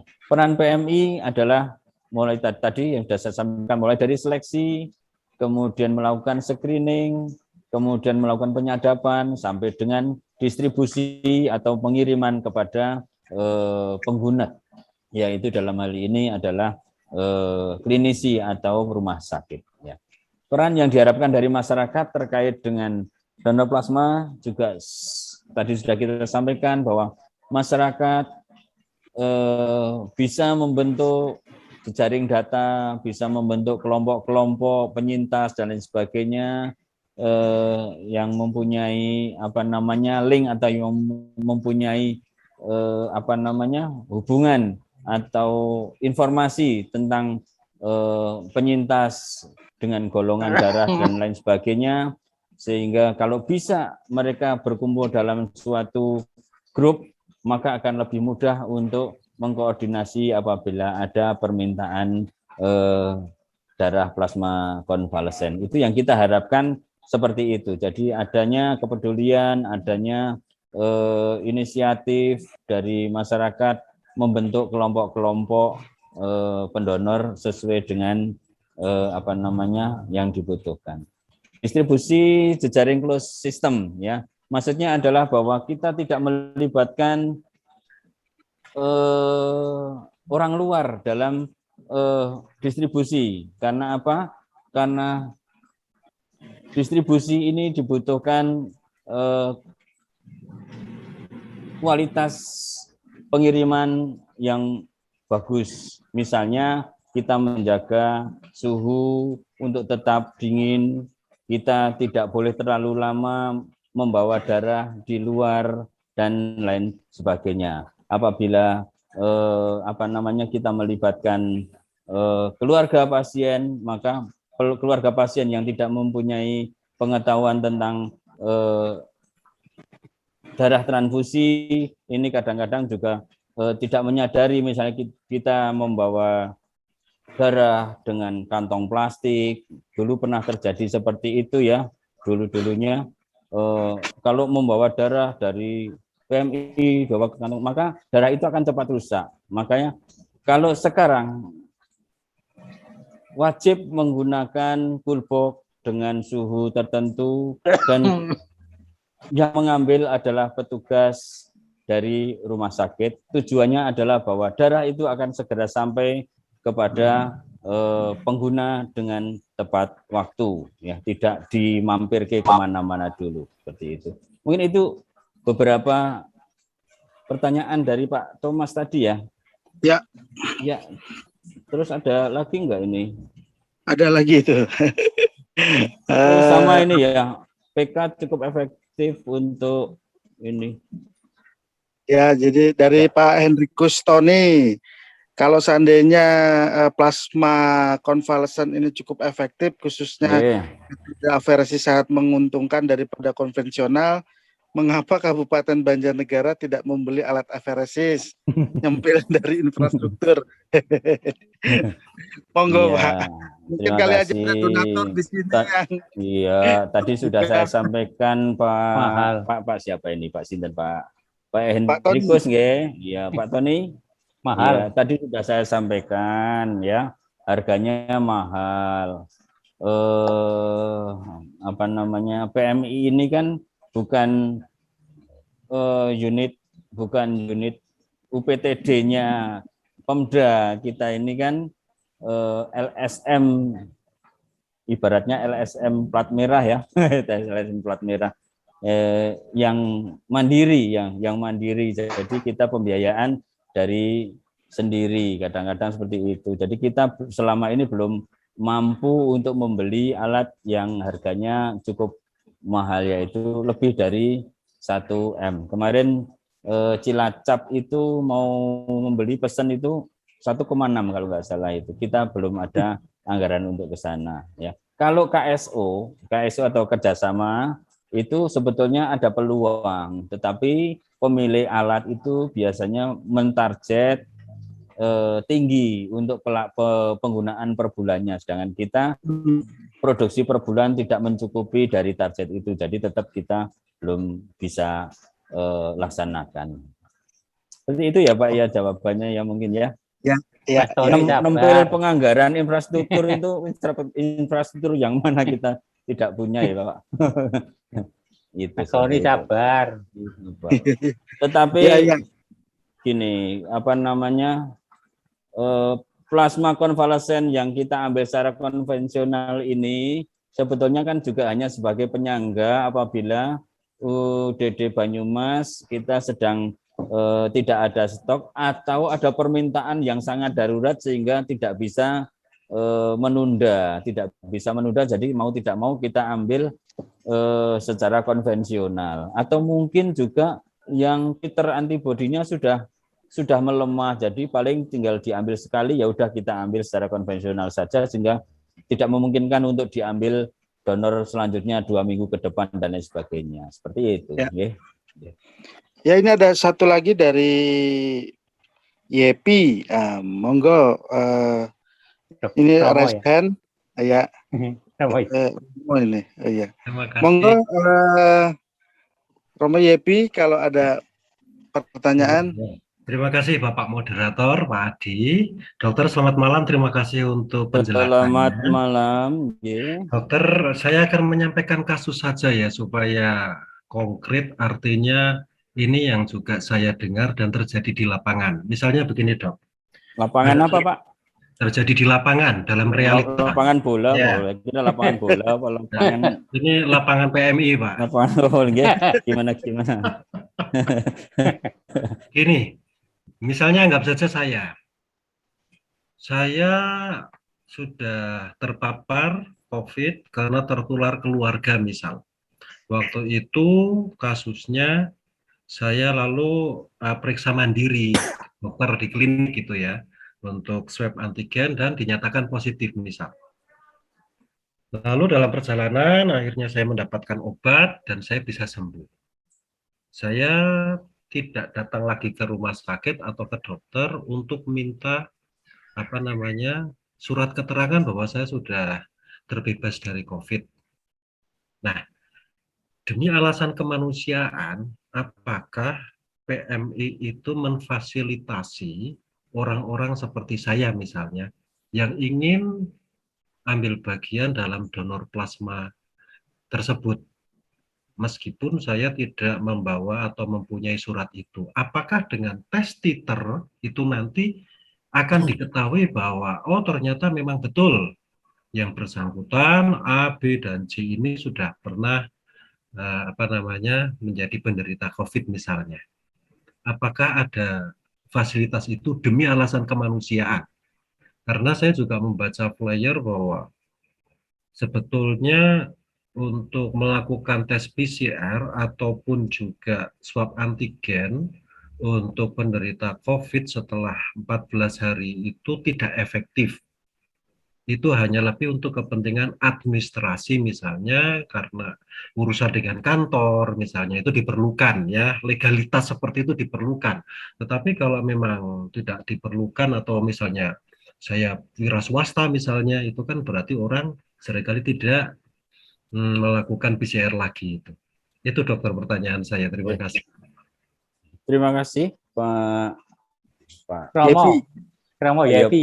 Pak Yepi. Nggih. Terima kasih Pak. Jadi begini ya.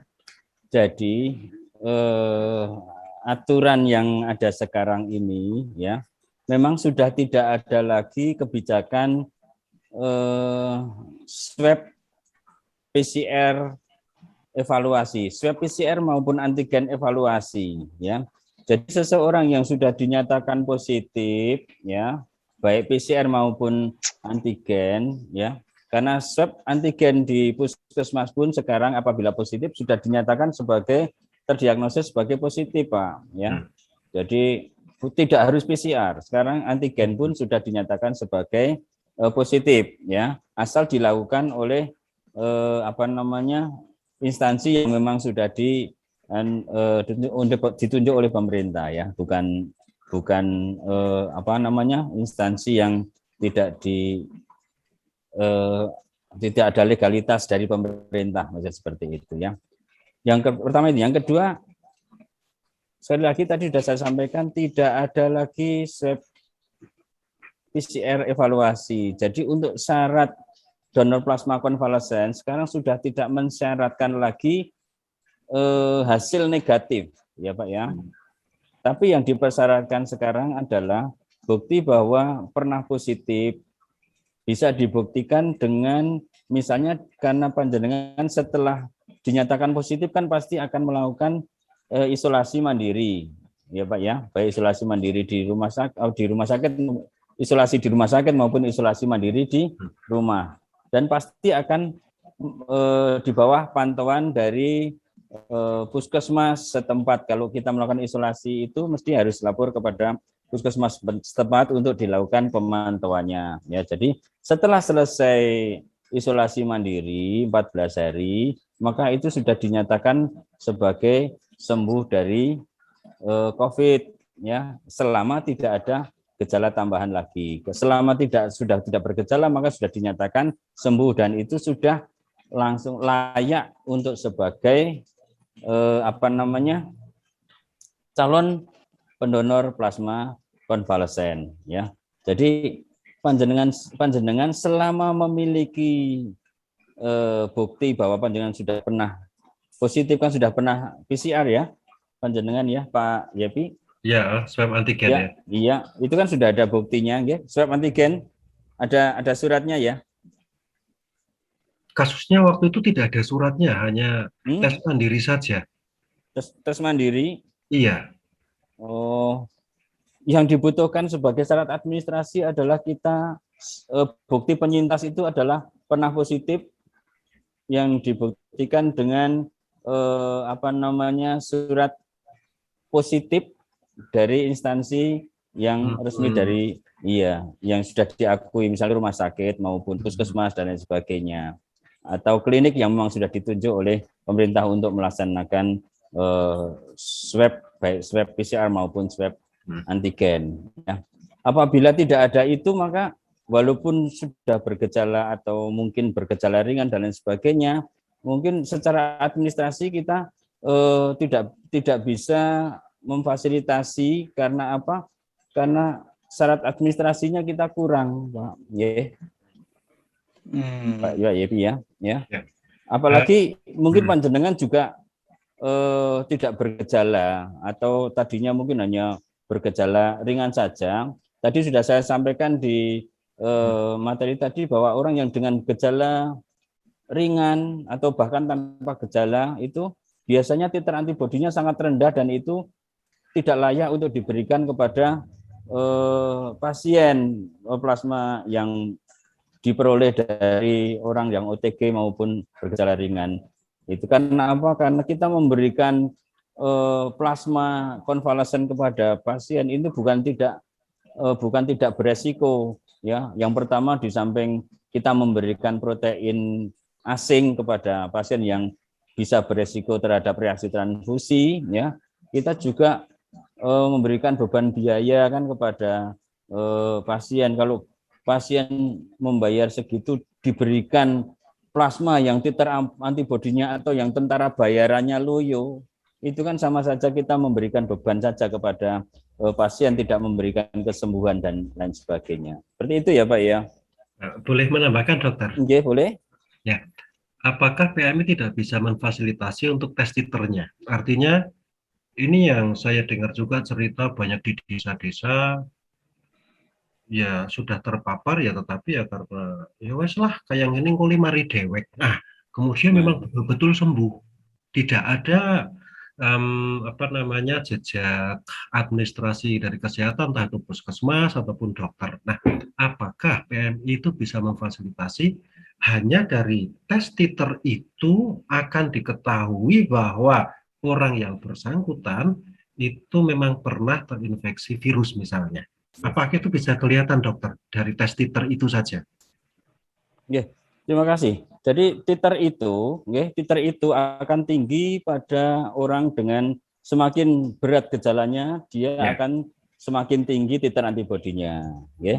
Dan titer antibodi itu tidak akan selamanya tinggi, tapi semakin lama akan semakin melemah. Bahkan menurut teori dalam jangka waktu 6 bulan aja titernya sudah mulai lemah, mulai tidak sesuai dengan yang dipersyaratkan untuk donor plasma konvalesen, misalnya di bawah 80 dan lain sebagainya. Secara prinsip ya, itu bisa diketahui dengan pemeriksaan titer. Apakah seseorang itu pernah menderita COVID atau tidak. Tetapi kegunaannya kalau untuk donor plasma tentunya secara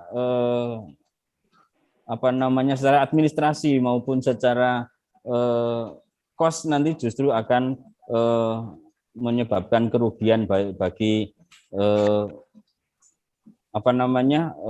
pasien maupun kita PMI yang menyelenggarakan tes titer antibodi, karena sekali tes itu cukup mahal itu untuk titer antibodinya Pak Yepi itu. Reagennya itu satu pemeriksaan itu sekitar 200.000. Iya, kalau satu pendonor atau calon pendonor itu kita ngetes 10, kemudian yang lolos 1, maka kita akan kehilangan sebetulnya secara matematika ekonomi itu 200 kali 9. Nah, itu yang terbuang. Nah, itu loh. Jadi cukup banyak sebetulnya cost-nya, itu makanya itu menjadi beban bagi kita. Selama ini memang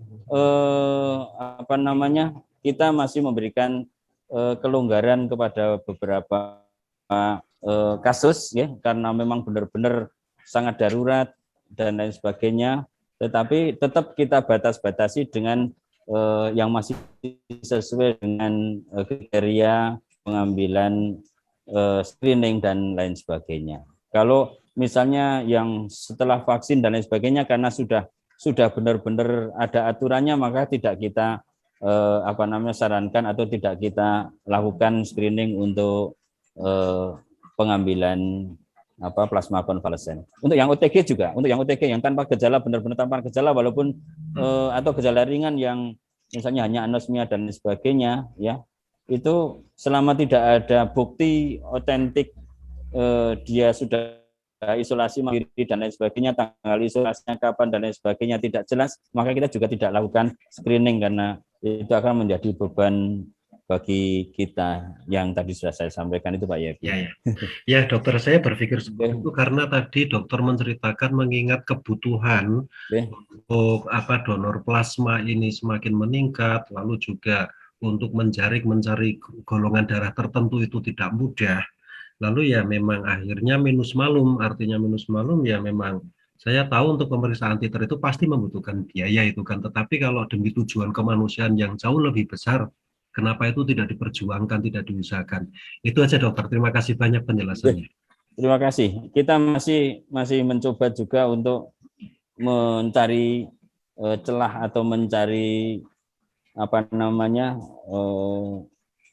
ya celah ya untuk bisa bagaimana kita mencukupi kebutuhan plasma konvalesen ini, tapi dengan sesuai dengan jalur-jalur atau aturan yang memang sudah dipersyaratkan, karena kita juga dibebani dengan persyaratan administrasi, jadi kita tidak bisa melakukan pengambilan plasma dengan sembarangan untuk menjamin kualitas atau mutu dari plasma yang dipersyaratkan kepada kita, Pak. Ya, terima kasih dokter. Ya, sama-sama. Ya. Dokter, ini sepertinya juga karena waktunya kita juga sudah lewat ini 12 menit, terus saya lihat juga di chat tidak ada lagi, tapi saya tetap meminta teman-teman untuk mengisi absensinya. Nanti akan kami bagikan materi dari Dr. Agus ini ke WA-nya para peserta. Paling ini gini dok, satu hal yang mungkin bisa saya garis bawahi yang cukup penting adalah bahwa peranan masyarakat dalam hal ini komunitas-komunitas ataupun organisasi-organisasi yang baik itu latar belakang sosial ataupun keagamaan dan segala macamnya, ada peranan yang bisa diambil itu yakni bagaimana bisa mengumpulkan calon-calon donor dari para penyintas COVID ini. Nah, itu kebetulan dari Gerakan Umat Bantu Umat itu kita dari 53 data yang merupakan pasien dari COVID ini, itu ada kurang lebih 26 orang yang siap menjadi donor. Nah, ini kita memang ini juga menjadi bagian salah satunya edukasi ini agar 26 ini yang sudah menyatakan diri untuk mau mendonorkan plasmanya ini bisa segera terintegrasi di PMI. Cuma yang mau saya tanyakan begini dok, kalau seandainya memang tadi untuk model aferesis itu dia lebih baik, dan saya juga mendengar kemarin, mohon dikoreksi kalau salah, kalau untuk di UDD Banyumas itu dia ada semacam kulkasnya, jadi plasma itu bisa dibekukan sampai sekian waktu.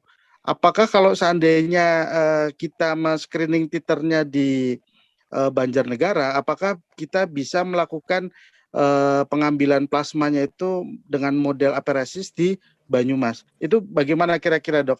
Dari segi administrasinya, terus pembiayaannya dan segala macamnya, apakah itu dimungkinkan kerjasama seperti itu atau seperti apa dok? Mungkin itu yang saya juga mau nanya ini.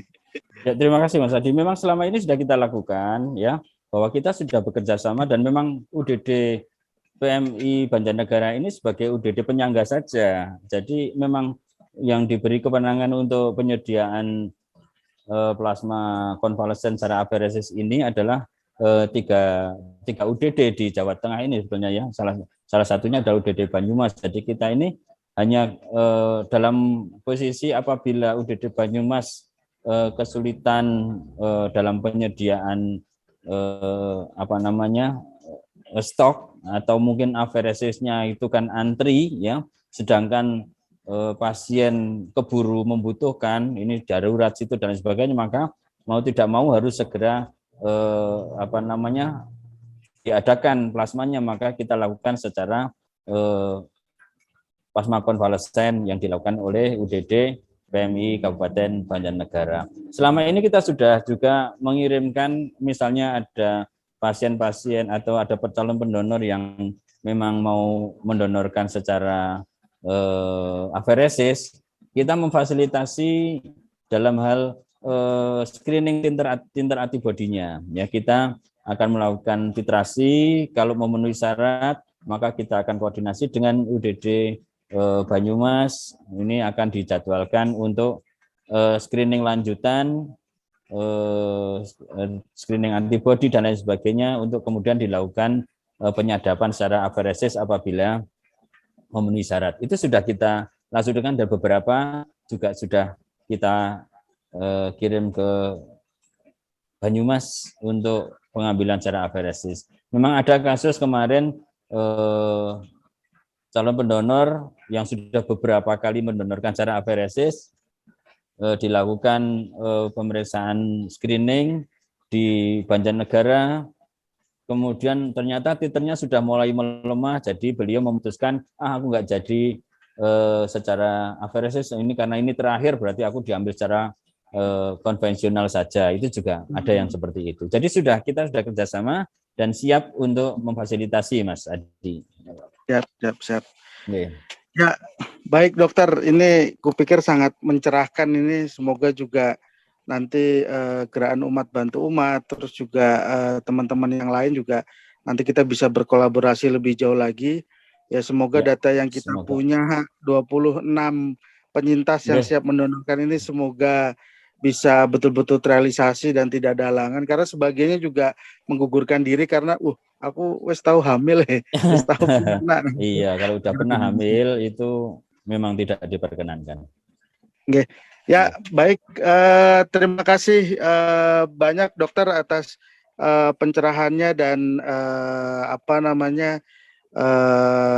sharing pengetahuannya terkait dengan donor plasma konvalesen ini. Kupikir sudah tidak ada pertanyaan lagi dari teman-teman, hanya sebatas apresiasi saja untuk PMI Banjarnegara, terus KKB.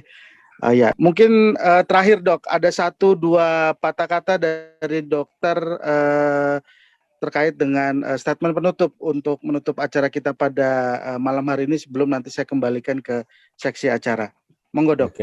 Oke, terima kasih teman-teman semuanya, bahwa kesembuhan suatu penyakit itu sepenuhnya adalah Tuhan yang menentukan. Tetapi manusia wajib berikhtiar. Salah satu ikhtiar untuk penyembuhan COVID-19 ini adalah dengan plasma konvalesen. Ya.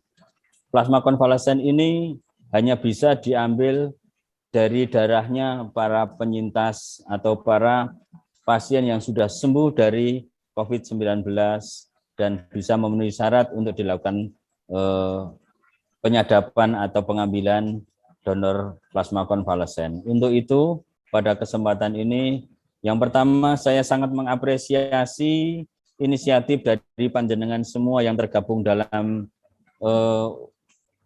umat untuk umat, ya, umat untuk umat, umat bantu umat, umat untuk umat ini yang sudah menginisiasi untuk pengumpulan calon pendonor yang atau penyintas yang positif dan sudah sembuh dan sudah melakukan screening. Semoga semuanya lolos dan siap untuk melakukan donor plasma konvalesen. Donornya tidak harus dari ke PMI Banjarnegara. Misalnya menginginkan, aku pengen aferesis yang bisa setiap 2 minggu sekali diambil, jadi lebih banyak menolong sesama, juga tidak masalah, ya, kita memfasilitasi untuk pemeriksaan titrasinya selama kita masih punya reagen, insya Allah kita siap memfasilitasi.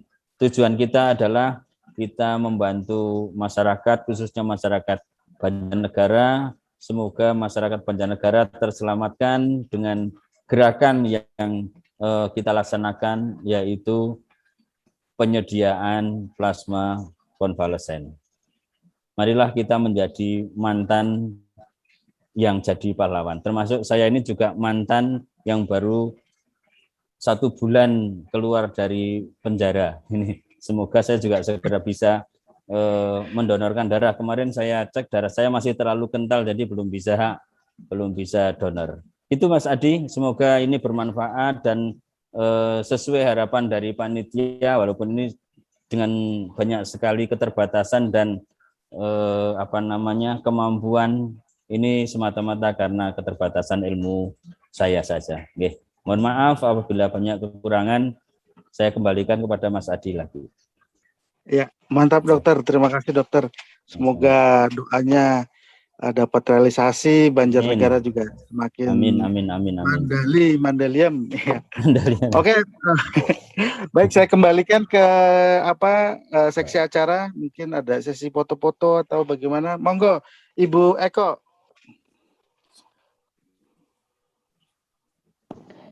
Ya, baik. menarik sekali pemaparannya, Dok. Membuat saya yang juga mantan ini sekarang jadi bangga. Udah enggak menjadi kelompok yang nista lagi.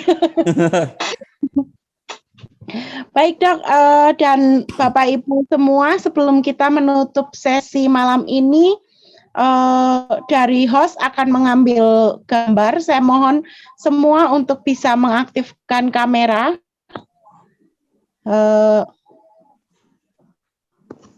Supaya bisa kelihatan semua wajah-wajah manisnya. Mas Budi sudah siap, nggih? Saya hitung sampai hitungan ketiga. Masih ada beberapa yang belum menyalakan kameranya. Oh ya, oke.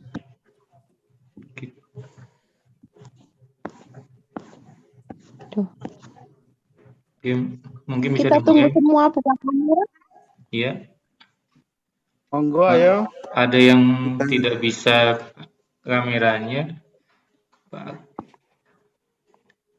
Bu Yulia, Bu Susi, Pak Agus Wijanarko, memungkinkan untuk tampil kameranya.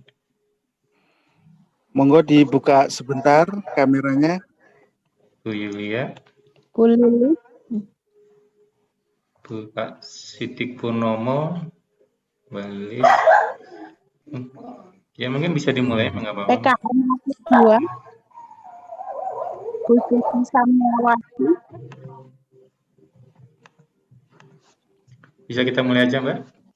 Oke. Ya.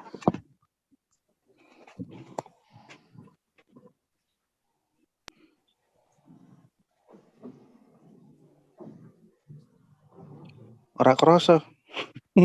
Apa nih yang satunya? Kamera komputernya ganti ton. Sampun niki. Sudah selesai? Oh sampun, ora kerasa bener. Mantap. Bapak Ibu, harusnya sih kita menyanyikan lagu Bagimu Negeri dulu ya. Tapi karena waktunya sudah lewat lama, jadi saya kira langsung saja mari kita tutup dengan doa menurut agama dan kepercayaan masing-masing untuk menutup perjumpaan kita hari ini, dan sambil memohon juga supaya pertemuan kita ini sungguh menjadi bermanfaat untuk semua yang hadir dan orang-orang di sekeliling kita. Mari kita berdoa bersama-sama. Berdoa mulai.